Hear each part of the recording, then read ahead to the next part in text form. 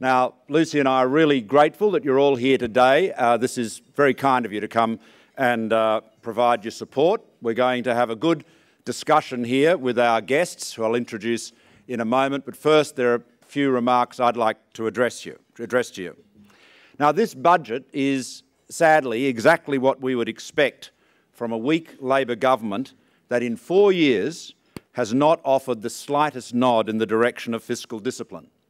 In 2007-8, the year of the last budget delivered by Peter Costello, Canberra's total spending was $272 billion. In 2011-12, spending is forecast to be $362 billion. That's an increase of $90 billion run up over 4 years. The Rudd and Gillard governments have been the most aggressive spenders since Gough Whitlam. And even worse, the budget deficit for both this financial year and the coming financial year have blown out by a combined $18 billion. This shows an incredible lack of discipline and economic policy responsibility at a time when Australia is enjoying a huge revenue windfall from record terms of trade, the strongest in our history. Wayne Swan produced nothing, in my judgment, that will allay the Reserve Bank's very well telegraphed concerns that inflationary pressures are increasing. Ultimately, it'll be households and small business borrowers in particular who will pay for Labor's lax economic management with higher interest rates. Labor claims that it has produced $22 billion in budget savings. Now, savings is a truly Orwellian term. Savings, when we talk about savings in a business or in a household, we talk about cutting back on our spending. In Canberra speak, it also includes increasing your revenue, that is by raising taxes. So it's a very misleading term. In fact, the single biggest saving is in fact a tax hike, the Queensland flood levy. And $19 billion of these so-called savings will be offset by spending increases, a reminder of the government's fondness for tax and spend fiscal policy. So in a nutshell, while it is true that fiscal policy is tightening over the next 4 years, it is not tightening nearly as quickly as it should and could be. And of course, it is starting from a much looser or accommodative position than it should have because of the government's panicked overstimulus of the economy during the global financial crisis, when you'll recall, we urged the government to spend half as much as they were proposing to do. And with the benefit of hindsight, and of course we all have 20/20 vision in hindsight, if the government had done that, we'd have a much lower deficit than we would have today, much less upward pressure on rates, and we wouldn't have the Pink Bat scheme and we wouldn't have the Julia Gillard Memorial School Hall program either. Now, turning to the communications portfolio, the budget reveals the true cost of the government's gamble on the national broadband network over the forward estimates period. I say true cost, this is their estimated cost. Labor is planning to pump $18.2 billion into the NBN by the end of 2014-15. It also continues the charade of keeping the entire cost of this needlessly expensive, excessively risky, anti-competitive project off the books. The government assumes that the cost of the NBN can be kept out of the budget's reckoning of the government's annual revenue and expenditure because it will generate a commercial return and the asset will be worth at least as much as the cost of the investment. In other words, they would say, it's only a balance sheet item. But 8 months after the first sites were turned on in Tasmania, expectations of strong early revenues are looking, to say the least, overly optimistic. Despite a delay of at least 6 months in signing key construction contracts and huge doubts about the accuracy of the government's cost estimates for the public works, the NBN business case assumes that the network will pass 2.7 million households with fibre by 2014-15. 58% of households will be purchasing services over the NBN, compared to 11% who've signed up in Tasmania so far, and Australians will quadruple their internet usage by 2014-15. Lacklustre performance metrics for the NBN bode very ill for taxpayers. I doubt, and I think most people in the industry doubt, that any of these ambitious targets will be attained. And the claim that the government's equity costs are limited to $27.5 billion, excluding the $16 billion to be paid in one way or another to Telstra, with the balance funded in debt, is also utterly spurious. There is no prospect of the NBN being able to borrow on a non-recourse basis to the government, and so the NBN's indebtedness will be just another category of government debt. The truth is, and I think we all know this, but the government won't admit it, all of the NBN risk is with the government. In short, there is nothing in the budget papers to suggest that the NBN is likely to be delivered on budget or on time, or keeping it out of the budget revenue and expenditure statement, as people in business would term it, is justified. Now, there is another very, very significant multi-billion-dollar blunder looming for the NBN, which I should mention here, and about which I've not spoken before publicly, and about which I don't believe there's been any public debate, but there should be. The gigantic cost of the NBN is a consequence of the decision to build an entirely new customer access fibre-to-the-home network. Were the network being built in an economically rational way, the fibre would extend to the furthest economically viable and technically necessary point in the network and no further. As very high speeds are able to be delivered over copper, if the distance between the end of the fibre and the customer premises is reasonably short, a fibre-to-the-node or fibre-to-the-curb network design can deliver the required outcome in terms of bandwidth speed, but at a fraction, at least half, of the cost of fibre to the home. Now, this is a very important point. The cost of the NBN is not in the space-age electronics. It's not in the fibre. 3/4 of it is in the civil works. That is, people with backhoes and trucks and diggers and drills and all of that civil construction work. Taking the fibre into every apartment building and into every home is literally doubling the cost of the rollout. Now, for those who doubt whether a fibre-to-the-node design can deliver fast broadband, I'll just leave you with one piece of evidence which I find compelling. In South Korea, which is held up as the ultimate in a broadband-enabled society, they do not have fibre to the home. The fibre runs down the street and connects to whatever the local area network, typically copper, is in the apartment buildings. Just about all Koreans live in apartments, as you know. And even in new, and even in new residential developments, they are not running fibre into every household, as Lucy and I know, having inspected some very large new developments in Incheon only a few weeks ago. Now, under the terms of the Telstra-NBN deal being currently negotiated, the NBN Co will pay Telstra about $9 billion in net present after-tax value terms in return for it decommissioning and thereby rendering valueless its copper customer access network.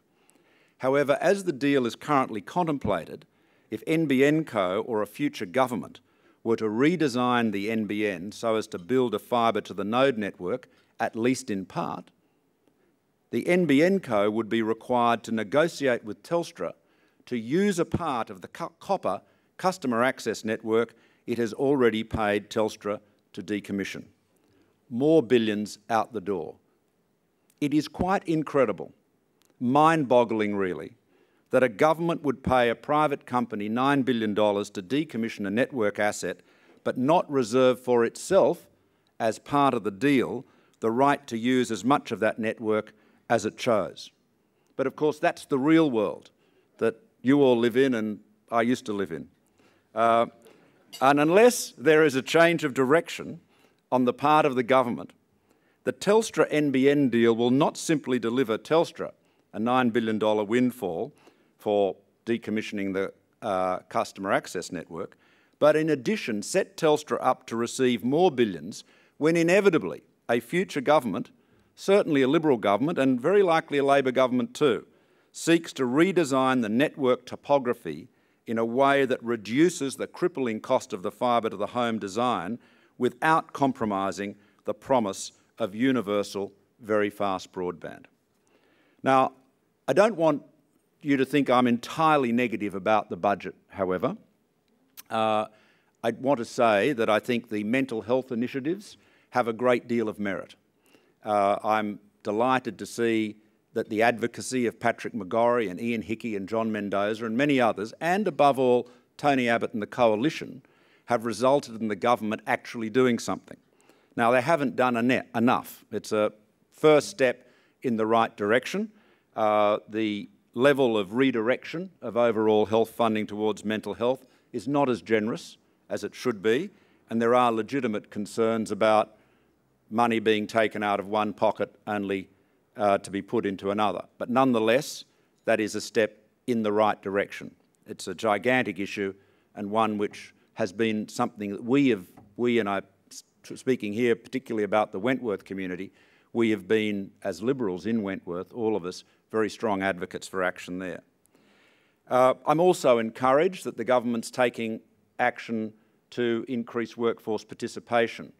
But, you know, we are entitled to have very legitimate concerns over the implementation and execution of yet another flurry of grand-sounding programs. The policy objective is fine, but the capacity of this government to implement them is very, very questionable. Now, we already have, and we should note that in this context, an unemployment rate starting with a 4, and the vast bulk of the mining investment boom is yet to hit our economy. According to the Treasury's best guess, in the ABS CapEx survey, resources and energy investment will increase from around $35 billion this financial year to around $55 billion in 2011-12, and perhaps as much as $75 billion in 2012-13. As a proportion of GDP, those are levels of mining investment not seen since the Victorian gold rushes of the 1850s. Think about it. This is mining boom Mark II, certainly, but that really understates the scale of what is going on. And so that brings me back to where I started. The huge importance of the current resources boom to our economic prosperity over the next few years. Thanks to industrialisation and, above all, urbanisation in China, India and elsewhere, commodity prices have risen dramatically since 2003 and are currently not just at a new all-time record, but more than 3 times their average level during the 1980s and 90s. Buoyant commodity prices, of course, don't just benefit mining companies. Higher tax collections and the purchasing power boost from a stronger Australian dollar spread the gains. The Reserve Bank estimates the boom has effectively boosted our national income by about $180 billion this year alone. But of course, the higher dollar creates immense pressure for non-resource businesses exposed to international competition, the likes of much of our manufacturing sector, tourism, agriculture, much of our agriculture, and educational services. What concerns me most about this budget is not just Labor's inability to articulate a plausible and disciplined path to substantial surpluses, but the utter lack of any long-term planning or vision for Australia beyond the current mining boom. While Asia's growth story will continue for years, we trust, it seems likely that much of our recent income boost will be temporary and should therefore more prudently be saved than spent. Even China is not immune to cyclical ups and downs, and there is a lot of coal and iron ore around the world. The boom has already elicited a commodity supply response, not least via capacity expansion in Australia, but also in Brazil, Guinea, Mozambique, Mongolia, and other parts of the world. In Labor's 4 years in power, according to work by the Treasury's own macroeconomic group, published last October, the budget has received an additional $90 billion in windfall revenues from the boom. That is cyclical windfall revenues. Every dollar of it, every single one, and quite a bit more, has been spent. The great tragedy unfolding in front of us is that Labor is using excuse after excuse to justify why 7 or 8 years into the largest resources boom in economic history, the government has nothing tangible to show for it. And I'm deeply concerned that this will continue to be the case under this government. And that's why I've recently called, as have many others, for a new sovereign wealth fund to save some of the boost to our national income and purchasing power arising from the boom. Such a fund could assist both with economic stabilisation, smoothing the ups and downs of volatile commodity revenues, and saving some of the windfall for future generations. A fund like that can lean against the wind, invest in non-correlated foreign currency assets and put some downward pressure on our exchange rate. Saving is really the most important thing the government can do, making room for the rapid growth in the private sector.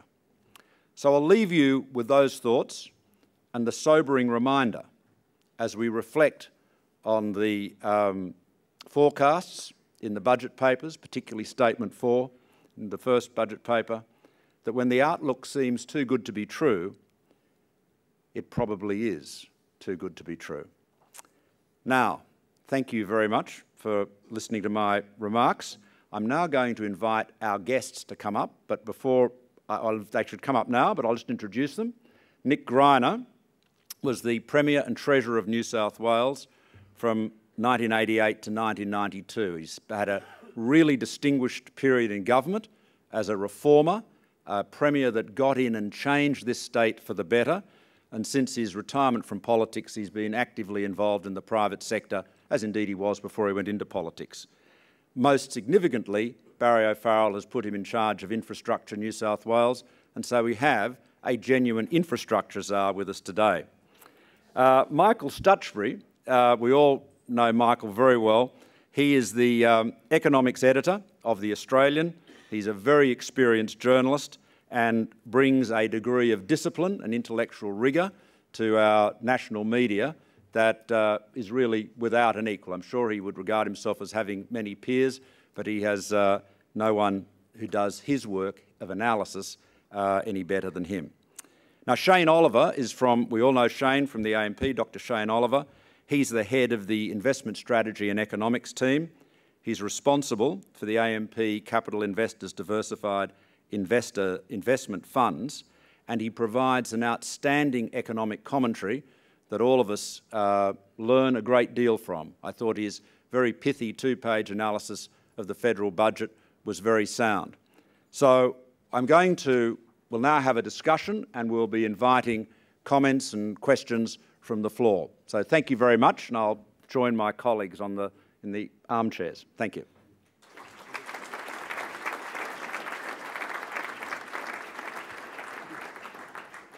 Well, Shane, perhaps starting with you, looking at the budget as an economist and also as one of our largest investors, what do you think I've been too tough on the Labor Party here in terms of their? I mean, please feel free to chastise me. Do you think I've been too tough? Could they have saved more? Should they have saved more? Well, I guess I'd like to say maybe yes, but unfortunately I can't say that. It's, I guess, an obvious thing that a politician from the other side of politics would be tough on a Labor government and their budget, but I think the reality is that it was a fairly disappointing budget. There are things in the budget to be welcomed. The fact that in terms of there was greater reliance on spending cutbacks, if you call them that, rather than new announced taxes. We already had the flood levy. The fact that there is a commitment to get us back to surplus, and the fact that there's an increase in spending on jobs and reskilling and so on. That said, I think it's a lost opportunity. As Malcolm said, we are going through perhaps the biggest boom in our history, at least since the gold rush. We're seeing national income grow at 10% or something like that per annum, and yet over the next couple of years all we can look forward to is a pithy budget surplus of around $3.5 billion in 2 years' time, which is about 0.2% of GDP. And that wafer-thin surplus is at risk of disappearing because that will also be an election year if things follow their normal course. So I think in that sense it was a lost opportunity. This is the first year after an election. Yes, the budget was somewhat tough, but as Stephen Long, the ABC's economics correspondent, pointed out, it's really tough as tofu. A lot of the welfare cutbacks were temporary in nature, just delays in things like indexation. And some of the spending measures were questionable. $400 million was saved over 4 years in terms of cutbacks on carbon capture and storage research and what have you, which is something I think Australia, if it's going to do, we should be doing. And that money was allocated, if you like, to pensioners getting set-top boxes, which is all very nice. They can watch Channel 11 at 5 p.m. in the afternoon and tune into the Brady Bunch. But what do pensioners who've already got a set-top box do? I mean, lots of questionable assumptions made in all of that. But I think the bottom line is that they should have done a lot better. We are very, very reliant in the next couple of years on 10% plus revenue growth coming through. That's the key in the budget. If you look at that line, those two lines which show the budget going back to surplus, the strong growth is actually coming from higher revenue on the back of economic rebound to 4% plus growth. And of course, a big chunk of that is China. I think we should have done a lot better. We should be heading towards much bigger surpluses so we can allocate that money, as Malcolm was saying, into a sovereign wealth fund such that when the boom does eventually end, my crystal ball is a bit hazy on that. I think it's got further to go, but there will be busts along the way. When one of those busts occur, as it did, for example, in 1998, the Asian crisis went through a bit, the Asian boom went through a bit of a meltdown then. When that bust does occur or the boom comes to a final end, then we've got something to show for it. So I think overall I'd rate it as a fairly disappointing budget. Nick, as I said in the introduction, you are responsible for addressing the almost complete lack of investment in infrastructure in this state over many years. You're thinking, your job now is to think in the very long term. Do you think the budget adequately addressed these long-term challenges? Well, I think these days the budget is essentially a political document. It's lost a great deal of its economic gravitas that it used to have. The reality is it's a very short-term document, which is probably going from the public attention about this afternoon, I suspect. So it is a short-term and political document trying to change the nature of the debate. I would have thought back to skills and other areas where the government would like it to be. The infrastructure part of the budget is really pretty limited as far as economic infrastructure goes. They basically move money around, so they take money off a couple of road projects in Sydney and they allocate it to Pacific Highway and sort of balance each other off, and then they say this depends on the state government matching, and there is a traditional brawl about that. There has been, Bill Ferris would want me to say, there's been some reasonable large amounts of health funding, hospital funding for regional Australia. I did tease Bill when I came in about whether Port Macquarie, which of course is Oakeshot's electorate, and Tamworth, which is Windsor's electorate, really were the two hospital projects that deserved to be at the top of the list. And he assured me that was a political judgment and not the hospital fund judgment, and I'm sure that's right. So the reality is it is a very short-term, in every sense, I think, a short-term document. It has very little of, some of Peter Costello's thinking about intergenerational change, sort of superannuation change and so on. There is one good thing to say is Infrastructure Australia, which was a good idea of Kevin Rudd's, but which has lost its mojo because it's lost its money because it was taken for stimulus purposes, has at least been given some funding to beef itself up in an administrative sense, but there is no new funding for economic infrastructure in the budget at all. It's one of the great puzzles, and there's a lot of things that I find puzzling, even mysterious about the government's approach to the NBN, but nothing is more puzzling than the fact that they came into office with a commitment to set up Infrastructure Australia, whose purpose it was to do a rigorous cost-benefit analysis on any major infrastructure project before the Commonwealth put money into it. And yet, with the NBN, the biggest in our history, Infrastructure Australia hasn't been allowed to go anywhere near it. Indeed. Michael, what's your sense? You've been arguing very strongly for I guess the same points that Nick and Shane and I have made about a longer-term vision. Do you think the government is being complacent about putting so much faith in the durability of the Asian urbanisation boom? Yeah, Nick, Malcolm, I think complacency is a good term for the budget itself, but I think it's also a good term for how the whole country is feeling at the moment. Like, I think it's probably worth reinforcing the fact that largely as part of our China boom, a once-in-a-century or more physical boom in developing mining and so forth, but also it's a 140-year high in terms of national income, in terms of the income we're getting for what we sell to the rest of the world. The terms of trade, the ratio of export prices to import prices are at their highest level for 140 years. That's as far as the numbers go back. So for everything we make, we can buy so much more of what the rest of the world's making. And it is quite extraordinary to think of the position that Australia is in right now. If you express per capita GDP, now Australia's per capita GDP is now higher than the Americans when expressed in a common exchange rate. Now that hasn't happened for 100 years, for about a century. So we're at an extraordinary high point of our economic wealth and prosperity right now. And I think the whole country, having got through the global financial crisis itself relatively easily and relatively painlessly, is now quite complacent about the risks that we face in front of us. I think you can still be very bullish about the medium-term China and India story, and hence the Australian story going forward over the next 10 to 20 years. The industrialisation of China is an enormous benefit for Australia, and probably will be. But it will be probably quite a volatile exercise, and it's quite possible for Australia to mismanage such a boom, such a high point of boom, if it does turn down. And I think what we've got now is that it's the complacency of this government, but it's also something that crept in under the former government, that when the boom started out in 2003, iron ore and coal prices started soaring, the revenue flooded in.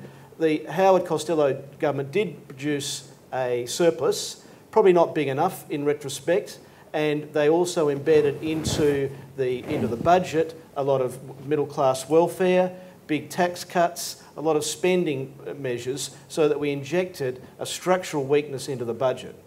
When Labor came in and the commodity prices were still high, they didn't take the opportunity to slash out a dozen years or so of conservative government waste, as which there is with any government. And then when the crisis hit, they of course did the enormous stimulus spending. So now we're really propped up very high in terms of our income we're getting from the rest of the world, and we should be running now quite a large surplus. Terms of trade, 170-year highs, unemployment below 5%. We should be in surplus now rather than $50 billion for this year ending. It's about 3.5% of GDP. So we are looking for a quite quick turnaround within a couple of years to get to a surplus, but as it's been said, it's only a wafer-thin surplus. So if anything does go wrong in the sort of 2 to 3, 4, 5 year horizon, and you see what's going on in the world economy and what the Reserve Bank's very worried about with the commodity price boom, could be leading to a new inflation boom, and that could start to get quite volatile, and it could get quite hairy for us. So that if that goes wrong in the next 2 to 3, 4 years' time, we'll have ratcheted up our living standards and our budget on the basis of these sky-high commodity prices, which won't go any further. At best, they're going to glide down, but at worst, they could take a bit of a tumble, even as part of a medium-term good outlook. So really, as a whole country, I think we're in a bit of a pickle now, in that we're doing very well, even with the 2 or 3 speed economy, but we're really quite vulnerable if things go wrong, and you've got to expect, I would expect something will go wrong in the next 2 to 3 years. We haven't had a serious downturn or recession in Australia now for 20 years. This has never happened before in our history. We're overdue for this to happen. We're tied very much to the Chinese economy, which is bound to be volatile, and so I think things could get a bit tricky over the next few years. Can I just add something on and Shane and Nick, please, or Mike, please, jump in on this as well. But when you look at the metrics around the Chinese economy, the thing that is driving demand for our resources is above all urbanisation. I mean, China is heavily industrialised now, and in some respects there is a move away from heavy industry, at least as a percentage of GDP, very much so. And so hence, because of urbanisation, there is massive demand for steel in particular, and hence metallurgical coal and iron ore are in such demand. But we've got investment, capital investment at the moment is 50%, I think, of Chinese GDP, which is a level unknown before, beyond historic experience. It's difficult to see how that can be, how that either can be or should be, or why anyone in China would want it to be, a long-term number. They'd want that to come down significantly. And at the same time, urbanisation levels are growing very rapidly, and there is a point in the next 10, 15 years where it must slow. I mean, at the point where 70% of the population is living in cities, the momentum or the velocity of growth is going to slow. So what I find somewhat unnerving about the Treasury's approach to China is this. And I heard this from one of the leading resource economists, Christoph Ruhl, who many of you would know from BP, who's saying that the Treasury had made this point to him and he thought it was curious observation. They seem to assume that, yes, receipts from iron ore and metallurgical coal, more iron ore than metallurgical coal, will come off because of increased supply, somewhat. But they assume that the demand, that's to say the demand fuelled by urbanisation in Asia, will continue pretty much unabated. And that's argued in the first budget paper, in statement number 4. That does seem to me to be extraordinarily complacent. And I just have this horrible feeling that the government is proceeding with respect to the China boom on the basis of that well-known recipe for disaster. This time it's different. This time this boom is not going to come to an end. Now maybe they're right, but experience suggests they're not. And they're really punting, or their whole house is being put on that assumption. Sure. If that assumption is wrong, then Australia will have a much quicker turn down than otherwise. I mean, it's a bit that what the government's doing reminds me, and those of us who've been in the financial services sector, which as many of you here will recall this, there's always a tendency for investment banks, my former colleague from Goldman Sachs is looking at me there, when the good times are around, to let your expense base run up because your revenues are so strong. And then when the revenues come off suddenly, you've got to start slashing costs very savagely. And so, a good business manager in boom times just pays high dividends and uses the money to buy something else or build the business or whatever. And these guys are essentially, it seems to me, using boom time cyclical revenues to build up long-term structural overheads. And that's a mistake that business makes, but of course business is got greater freedom of action than a government has for all of those political reasons. My take on all of this is that the economic assumptions underpinning the budget are reasonable, and it's probably a good base case to work on, that the Chinese boom has a lot further to go, and therefore the boost to national income from that will continue for some time to come. The issue, I think, really is that they're not taking out much insurance against it going wrong. Yeah. So it's a good base case to work on, but by the same token, as Michael has pointed out, we've had years of run-ups in middle-class welfare which should be being cut back a lot more aggressively, and a lot of the programs that were put in through as you pointed out, that huge increase in government spending over the last 4 years or so, we should be cutting aggressively into that, just to make sure that if we are wrong and something does go wrong in China, either on a short-term basis or a permanent basis, that we put money aside in the meantime. That I think, on current projections, despite 4% odd growth, despite these near record terms of trade, despite a massive boost in national income, that the real worrying thing is just how wafer thin those surpluses will be. So we won't have put anything aside. Now, I think we did through the last boom. If you think about that period, we then initially had the tax cuts. Arguably, maybe that had gone a bit too far, but nevertheless, I think it's appropriate for government to give the money back when times are good. But then we put money aside into the future fund. And that, I think, was the right path to take, and we should be really aiming to push down that path again. So I think it's a reasonable assumption to work on. It's just that there's no insurance being taken out. I'd say, Malcolm, that you can be reasonably bullish, I think, about the medium term. China, then India and the rest of Asia, not just resources, but a middle class rising and the demand for services, and it's a very optimistic outlook, I think, medium term for Australia. But it will be quite volatile, and if we don't ride the ups and downs and maintain discipline through it, if the first all good times come and we say, great, let's spend it all, then it takes a little bit of a downturn, and then we lose our sort of lose our policy settings in the downturn, we could sort of, we could mess it up a little bit. And I think right now it's quite evident that Australia has spent too much of the China boom too early. Yeah. It came with a rush. We've spent it too much too early. Now we have to bring some of that back. But politics now it's a minority government, so it's a very weak government. And the national policy setting is still in a bidding war to spend more of that bounty. Rather than putting it away, there's a bidding war. There's a bidding war for mental health. There's a bidding war for dental health. There'll be no ends of things that you can spend money on. You could have a bidding war for child protection, which, where does that come, given the horrors we know of child welfare protection these days? So you could, any number of things you could spend money on, but we really need to pull it back a little bit and make sure we have some in reserve when it does take a little bit of a dip. I'd like to add another point to all of that. Australia's gross public debt is very low by global standards, and of course the budget makes much of that, and I think that's a credit to well, probably the Liberals getting the debt down, Peter Costello and so on. But it's also worth bearing in mind the gross public debt is something like 20–25% of GDP. In Ireland, about 4 or 5 years ago, it was around the same level. So that just shows that how quickly things can turn around. What happened in Ireland was that their banks let too much. They had a property boom. They went bust. They had to bail them out. Now, in Australia, I think our Achilles heel is we've got very expensive housing. Basic issue there is a lack of supply, but we do have very expensive housing compared to the US or elsewhere if you express it relative to income levels.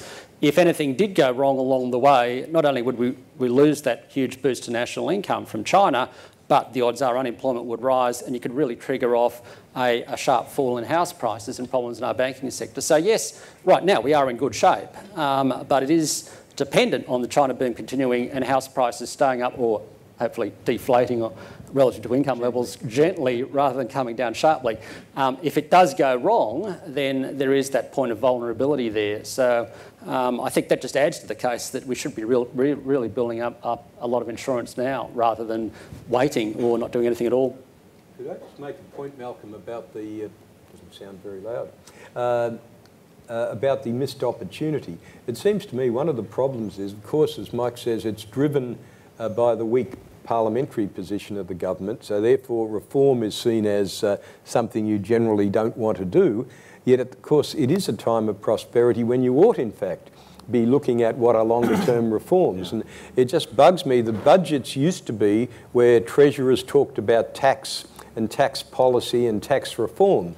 Now, as I said to someone earlier, the tax reform's been shunted off to a summit in October or November. Even that summit is going to exclude the GST, so how you can have a tax summit which excludes a major area of potential change, I don't know. But I think my broader point is that the government is so intimidated by its political position that so much of the budget is spent making sure that the various constituencies that they need to placate are kept placated, and that's essentially a short-term activity. And so we run a real danger if the same thing happens next year, which it probably will, it's likely to be a similar budget. You really miss a window of opportunity, and they don't come along all that often for a government to actually do some substantive longer-term reform. And there is nothing except perhaps the beginnings of the winding back of the excesses, dare I say it, of the Howard government's middle-class welfare. There's really nothing in the budget that sounds like the beginnings of substantial reform. And I think this goes to the complacency issue, which has really been around not for the last couple of years or not just under the Labor government, but there's been no significant, lasting economic reform in Australia since the GST in 2000. Howard brought in work choices, and that got undone by a scare campaign. So we've actually gone backwards on labour market reform and labour market flexibility. This government tried to bring in a mining tax, which in theory if as part of an overall broad tax reform package, could have been a good thing. But it was horribly bungled, and now we've ended up with a bit of a mess. So when you start going backwards on some of your reform elements, it's very hard to go forwards, because the reform agenda requires you going forward on a broad front.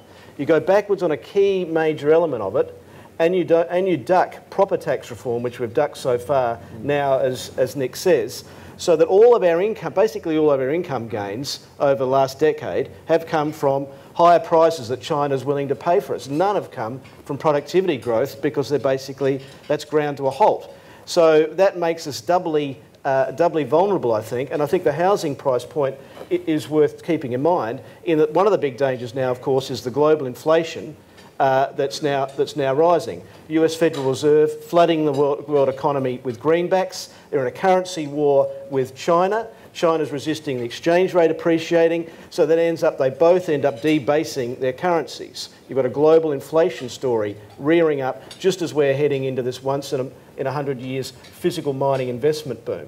So you'll get 2 rate rises probably in the second half of this year. That'll really change the political story in a context of rising cost of living pressures as being the main agenda. And you could see a scenario where you get a bit of a global breakout, and our housing prices, which got through the crisis, are a bit vulnerable. And just to take that further, I mean, Shane will have a view about interest rates beyond that. You've got to guess there's a danger of interest rates, or a probability of interest rates going up beyond 0.5% in the latter half of this year.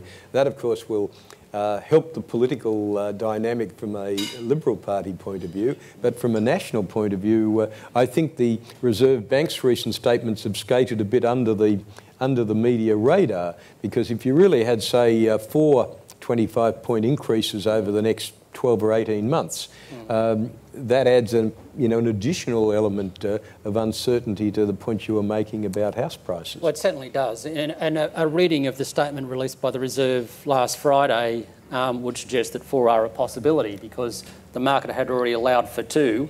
The Reserve is basically saying, even given that, inflation will rise above target, so that implies maybe another 2 more. And I think if we saw that, it would really push housing affordability to terrible levels, which obviously threatens the housing market, puts more pressure on the rental market as first-time buyers are shunted into that market. One of the good things, I thought the statement from the Reserve Bank was a bit too hawkish on Friday, but one of the graphs, I must say I enjoyed it in there, alluded to what Michael was saying. It shows that huge rise in productivity that occurred through the 80s and 90s on the back of economic reforms from both sides of government.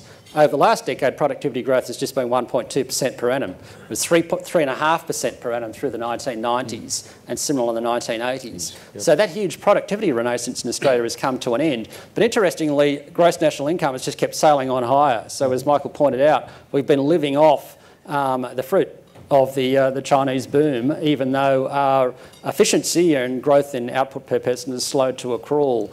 And I think one of the interesting, if you tie that back to the share market, we've had a couple of great decades in our share market, outperforming global shares. The US share market has just been going up and down for the last decade now. Our market's actually done quite well.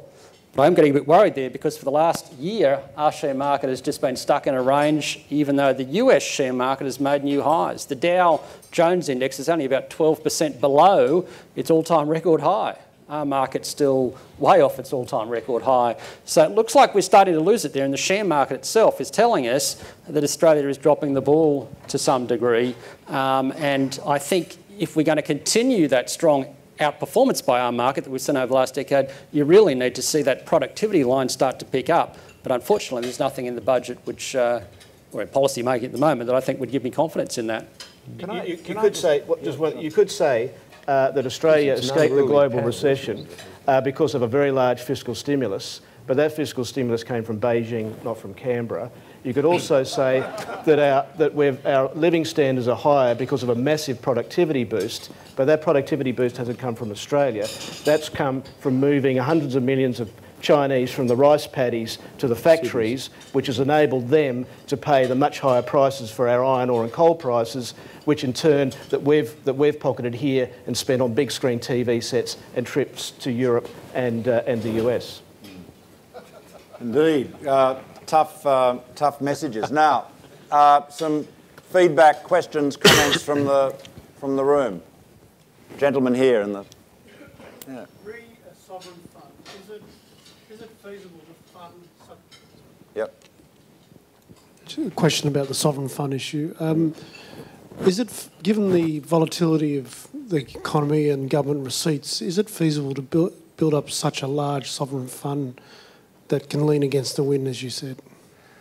Well, there are two questions there. It's certainly feasible to build up a sovereign fund if your surpluses are big enough. So that's just that is just a function of how much money the government saves. The Aussie is, I think, the Aussie dollar is, I think, the fourth most actively traded currency. And there are some people that say that an Australian sovereign fund, to be able to have a material influence on the exchange rate, would have to be a very, very big one indeed. There's some debate about that. I'm not qualified to give you a view on that, but certainly you would be able to at least have some influence. It would certainly be better than nothing. So the exchange rate sterilisation aspect of a sovereign wealth fund, I think, is a secondary objective to stabilising through the cycle and, of course, saving for the long term. I think the reality is, to have a sovereign wealth fund, you have to have a budget surplus to be able to put money into it. Otherwise, your budget deficit will just be bigger. Sure. And so therefore, the point is you should be saving more now, cutting spending now when we've got this huge boost to national income, therefore generating the surplus and putting that money aside. You know, $20, $30, $50 billion per annum, that's the way to do it, I think. And I think even before making the big decision that we are going to build up a big sovereign wealth fund, if you just take the income that's coming to us because of our good luck of our rising commodity prices, and if you figure that, well, not all of that's likely to be permanent, some of it's likely to be temporary, and if you say, well, then maybe the temporary stuff, we shouldn't spend all of that, we should park it, then naturally your budget will go into surplus and you'll build up a surplus. Then if it is right and some of that is temporary and the commodity prices fall, then you'll have that money there available because you will run deficits during the downturns of the cycle. And you could use that money you've got, for example, in some sort of infrastructure New South Wales investment program, which would be itself counter-cyclical because you'd do it during the downturn, you'd accelerate it during the downturn rather than having to spend it on home insulation or primary school halls and the like. Yeah. Nick, perhaps I could, we'll come back to the audience in a minute. I just want to ask Nick this question, because this is a very important one about infrastructure. As we all know, the problem with stimulating an economy that's going backwards with infrastructure is that infrastructure investment is that by the time you actually start spending the money, often the cycle has turned and the investment that you thought was going to be counter-cyclical ends up being pro-cyclical. So hence the argument that you need to have a list of projects that are designed, land acquired and genuinely shovel-ready, so that as the contractors are being laid off in the mining projects, you can just switch them seamlessly to the government infrastructure projects. Nick, do you think that's what everyone aspires to? Is that really feasible to achieve? Is that what you're aiming to do? Well, it is what we're aiming to do. It's what the legislation which comes into Parliament the week after next tells us to do. I think in New South Wales, the obvious place to start is you couldn't do worse than the job that's been done for the last 16 years. I think that's the only consolation that I have in looking at the challenge. But yeah, look, Infrastructure Australia, I think I said in my earlier remarks, was a good idea of Rudd's.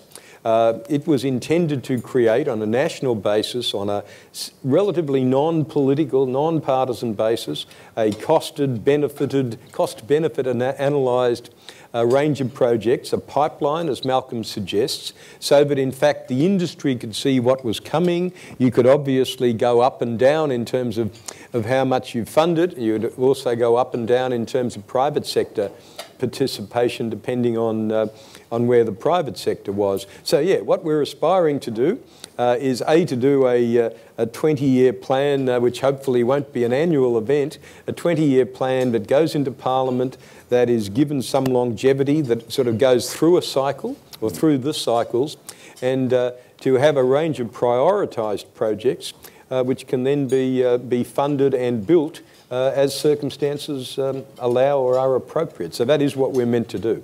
Good, thanks. Another question from the floor or comment? Gentleman right over there near the door.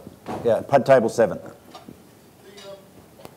One comment I think you made in your prepared remarks was a $90 billion revenue gain from the resources boom. Yeah. And I guess we had 8 years of tax cuts, which was essentially that dividend coming back to people. But it doesn't seem to have been explained in the RSPT debate that the government has already benefited, and therefore the people have already benefited.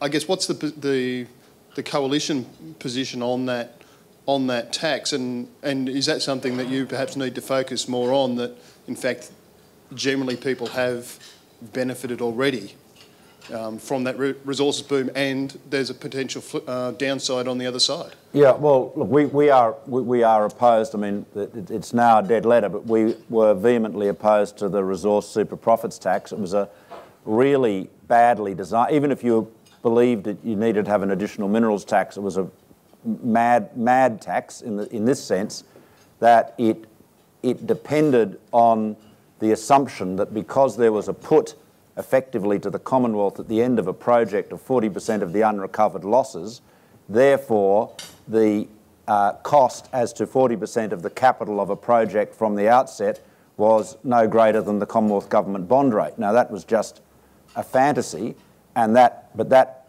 theoretical fantasy was the fundamental premise underlying the tax. So it was always desperately flawed. But you're right. The whole economy is benefiting from this boom. I mean, clearly there are these Dutch disease problems that I touched on in my remarks that we're all too familiar with. The patchwork economy, I think, is the term of the day. But the problem has been not simply that there's been tax cuts. I've supported the tax cuts, but nonetheless there has been this massive increase in spending, and that figure that I mentioned earlier of $90 billion over 4 years, that is to say spending is today $90 billion higher than it was 4 years ago. That is a massive increase in federal government spending, and that is quite discretionary. The government made that decision. That's not a revenue issue, that is a spending issue. Now, gentleman there, yes. Both Shane and Michael made mention of middle-class welfare being built into the structure of budgets and the cost and the sustainability of those programs.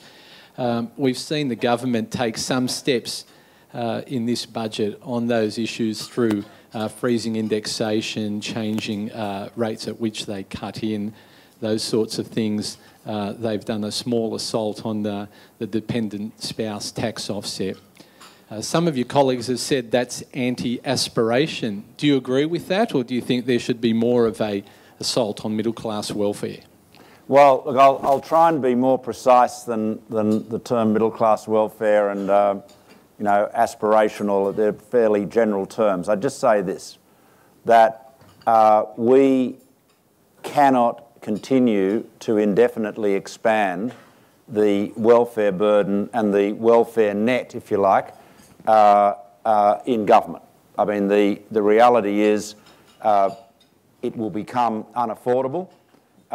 We need to, I think, we need to become less reliant on government. Now, there's always that's what you'd expect from I suppose, a Liberal politician with very strong free market convictions.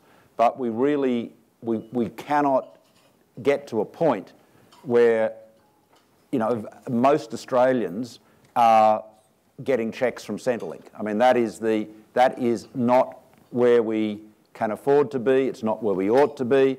That's why, I've always been an advocate. This is a debate, sadly, that was lost years ago, but I've lost a few public debates, as you know. But I've always been an advocate of income splitting rather than directed payments. And the reason for that is that you can say the net position is the same, but there is a profound behavioural difference, a psychological difference between saying to someone, because you've got, a bunch of dependents, a lot of children and so forth, you will pay less tax.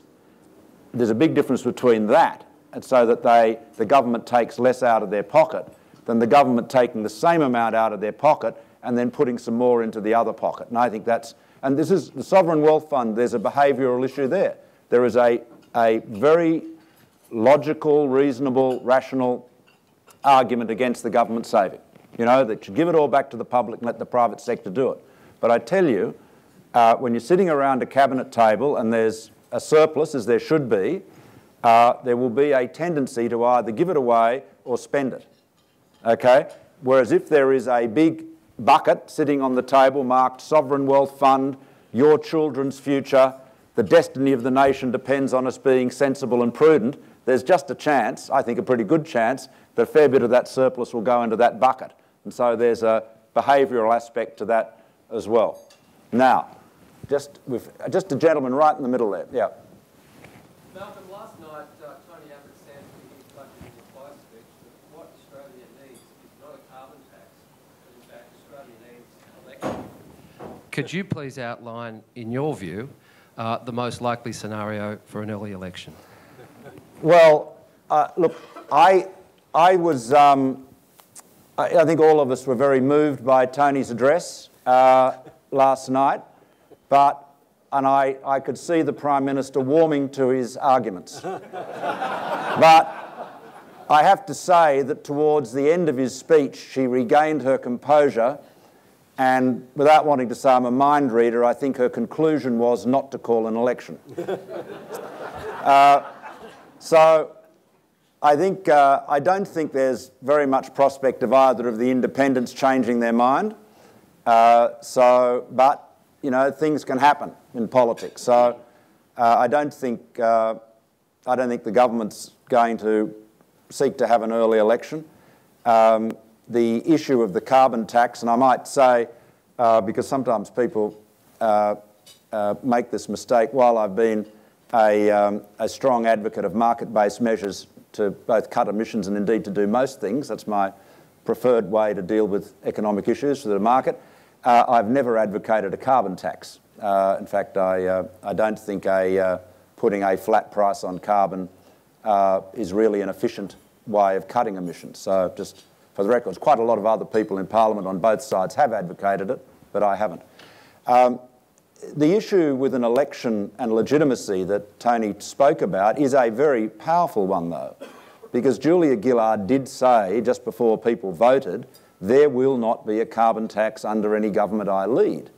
Now, that is a breach of promise. It doesn't matter. You could be the strongest advocate for a carbon tax, but if somebody says, I'm not going to vote for me, I'm not going to have one, and then proceeds to legislate for one, it's a very powerful argument to say that you should have an election. Will she have one? No, despite Tony's powerful rhetoric, I don't think she will. Another question? I wanted to ask you, yep. in general, and Dr. Oliver in particular, about interest rates. This country already has very high interest rates in comparison with a lot of our trading partners. But if we get 4 more raises, it's going to put our rates right out of kilter. And Australian dollar, I'm sure, will do as well as the dollar yen. That's going to be make it very difficult economy.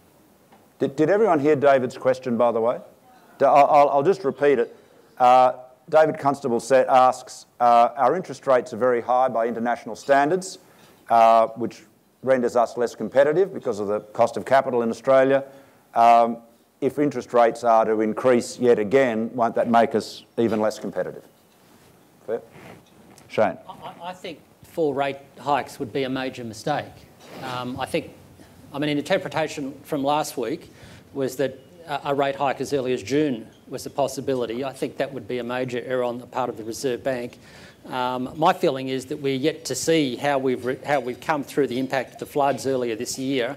There has been a pickup in inflation, but most of the pickup in inflation has occurred as a result of things unrelated to market forces. For example, higher global oil prices, higher electricity prices, the increase in health costs and so on. So when you look at underlying measures of inflation, they all look pretty benign to me.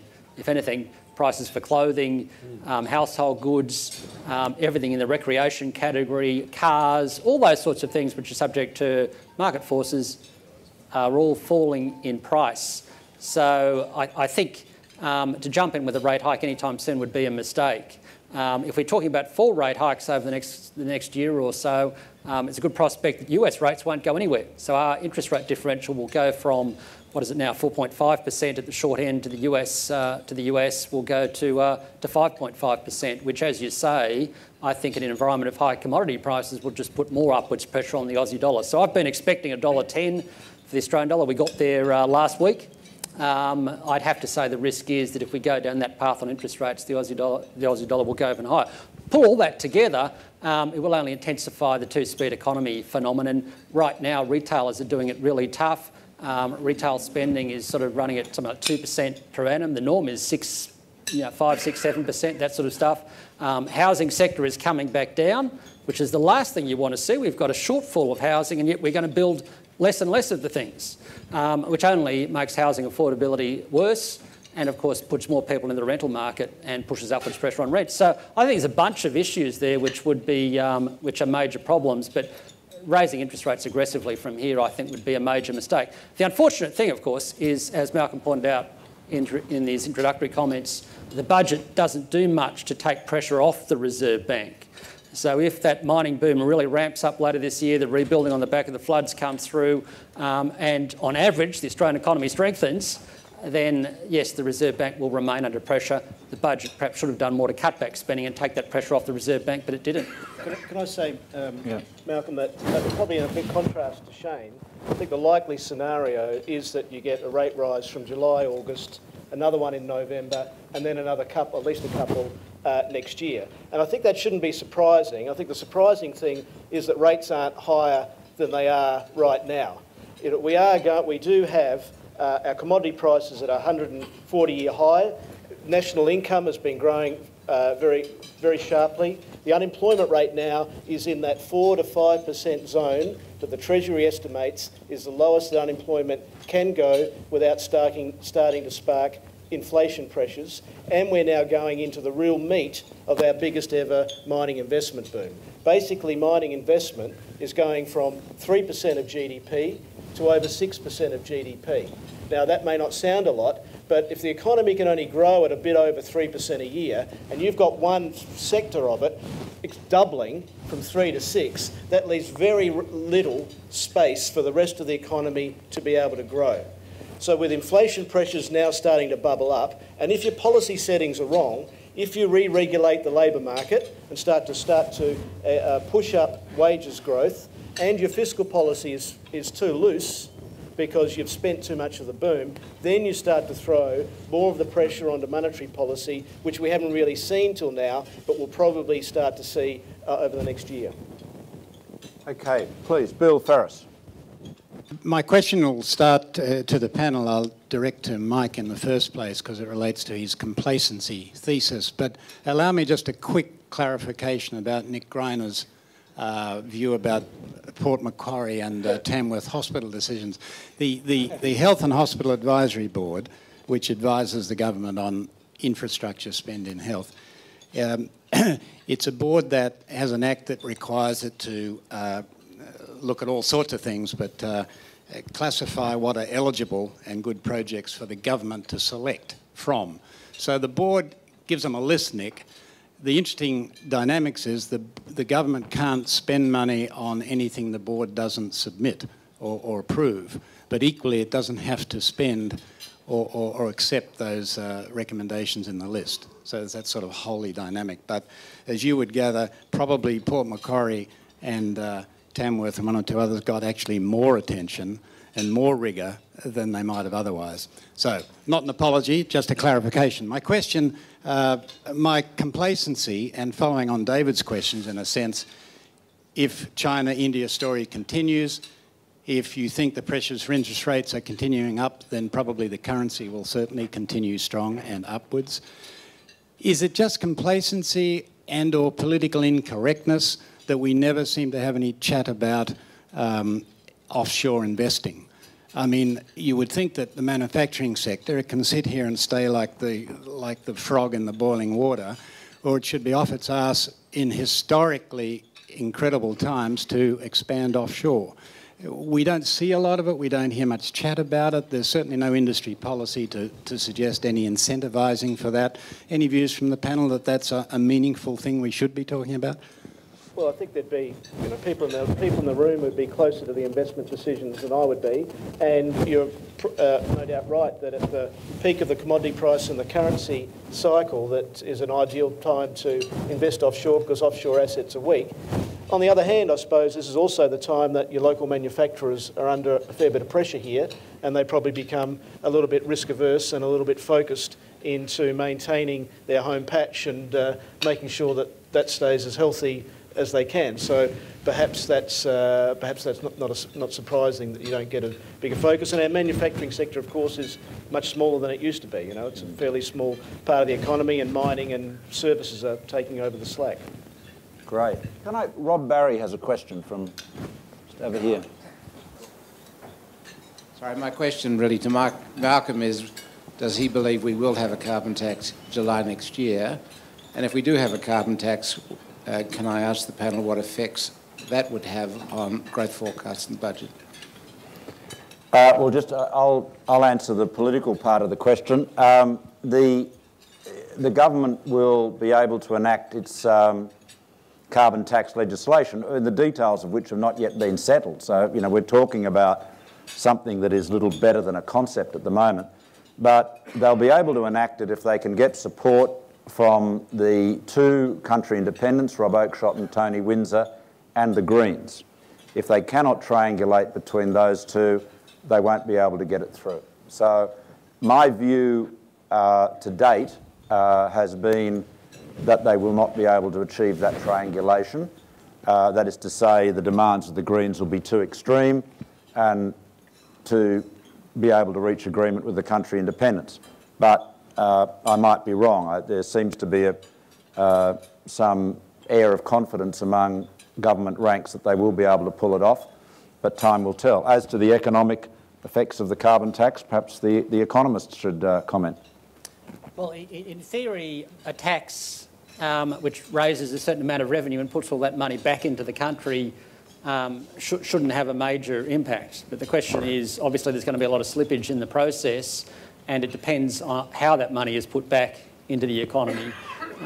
So because we don't have much in the way of details regarding that, it's hard to assess what the economic impact would be. But most of the modelling I've seen on carbon pricing, and that's a free market in carbon, suggests that you initially have a somewhat negative impact on economic growth, and then over very long periods of time when the economy adjusts and alternative cleaner industries come to the fore, then that negative impact is virtually eliminated, say, over 50 years. So my basic assumption would be that it would probably have a somewhat negative impact, a growth dampening impact, but at this stage we really don't have enough detail to go on in terms of how the revenue raised will be spent. Michael. I'll just make a political economy point in between that, if I could, that it is, you have to think, why did Julia Gillard come out straight after the election and say we're going to have a carbon, not long after, months after the election, we're going to have a carbon tax, after saying so explicitly before ruling one out? And when you think that a carbon tax and an ETS, in the end, they're pretty much the same. They're both putting a price on carbon. One puts a set price, which will rise over time, and the other one sets the quantity of emissions and lets the market set the price. But in the end, they should get to the same point. She came out and broke that promise because in negotiating to get the Greens into the negotiation, they come out with a deal with them, they couldn't agree on what the quantity of target of emissions cuts could be. The Greens won't accept the 5% by 2020 on 2000 levels. They want something that sounds a lot deeper. So if you say you can't accept your quantity measure, that means you can't agree on your ETS. But you can agree on a carbon tax and you have your fight over your price. We'll get the fight over the price now. So to get the Greens into the negotiations, she's had to break a promise on a carbon tax for no ultimate purpose, just to get them in, and she suffered such huge political damage because she will be seen by the punters as having broken a promise. really an needlessly broken a promise. So that makes the political standing of trying to get this coalition together much weaker and much more unstable. I think it's probably a good chance they will get it up, but it's an inevitable uncertainty as to how this will play out, particularly what we're seeing given with electricity prices. It is extraordinary. Australia's the only country in the world where electricity prices are soaring at the moment because of failures of our electricity infrastructure. And that's another thing that's really hurting the whole political exercise that Malcolm went through in trying to get this thing up in the first place. Nick, just on electricity prices, I mean, there has yet been absolutely no carbon tax or no carbon impact on electricity prices. So I think it's 17.6% increase in New South Wales recently announced is entirely due to the amount of capital being spent by the distributors and on the solar schemes that, of course, have been a complete failure. So the carbon impact on cost of living in terms of electricity prices has yet to be seen. If I could just make a political point too, I actually think with Michael that they will get a carbon tax through. If by chance they don't, and interest rates go up 2, 3, 4 times in the next 12 or 18 months, you would want to back a Liberal government, because the government's in a cleft stick on carbon. If it fails to get it through, it will have failed its major initiative that appeals to that part of the spectrum. Clearly, if interest rates go up, regardless of whose fault it is, that tends to backfire on the government of the day. So you'd have to think the opposition is in quite a good place 2 years out from an election. Can I ask Nick a question? Yeah, sure. You've just come into the infrastructure New South Wales jobs, and one of the reasons why electricity prices have gone up so much, and the 18% you mentioned coming in on July 1 in New South Wales, a large part of that is the distribution costs from the transmission. And the critique now is that the state government monopoly distributors have been, through basically a rigging of the regulator rules set through the Australian Energy Regulator, have rigged it so that they're gold-plating the whole distribution, all those big, huge poles you see out in the poles and the wires. Yeah, sure. Do you have any sympathy with that view? Well, I have a prejudice that says that's right. It's not based on knowledge at this stage. But just to give you an illustration, in the next 4 years in New South Wales, there are $15 billion of new expenditure by what was Energy Australia, Integral Energy and Country Energy, $15 billion over 4 years. And I, of course, don't think that ought to be coming from the taxpayers. That should, of course, be privatised and have the private sector do it. And yes, my guess is there has been gaming of the regulator, and because there's no incentive not to game the regulator in the way it's set up. So I think you're right. Well, thank you very, very much. Everyone's got to get back to work. I just want to thank you all for coming and thank our panel. Let's give them a round of applause.